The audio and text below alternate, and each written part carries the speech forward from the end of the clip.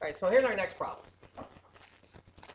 For absolute value y minus 3 equals 24. What do I do to get the absolute value part by itself? Yeah, watch what you, this is a times, so we're not going to subtract, we're going to divide.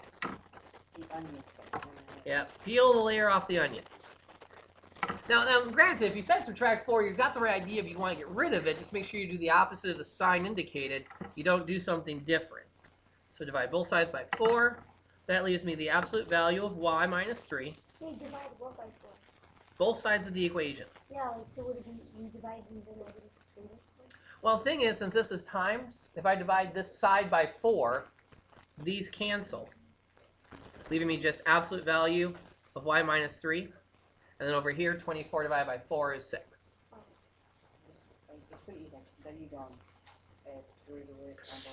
Can't do any of that yet because I've got my absolute value bars. I'm stuck.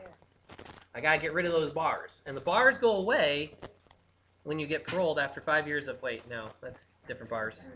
Bars go away once I write out the two cases. Case 1, y minus 3 equals 6. Or what's the other possibility? Y minus 3 is negative. Exactly. I don't know which one that is. It's one of the two cases.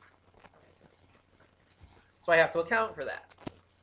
Now I keep going, but it's like I'm doing two problems. First problem over here. How do I get rid of the negative 3? Got it. So this then becomes y equals 9. Or, I still have to add 3 to both sides, but this time I'm adding it to a negative 6. So that gives me negative 3. Yeah, and also watch out for that. There's a lot of tendency when students do absolute value problems, because I look back a problem. Let me pull this down a bit. The last one ended with the answer of 16 or negative 16, and this one ends with 9 or negative 3. It's not always the positive and the negative of a number, partially because there was stuff inside that absolute value.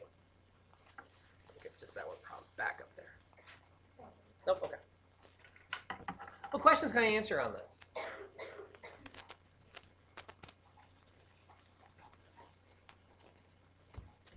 None for this guy?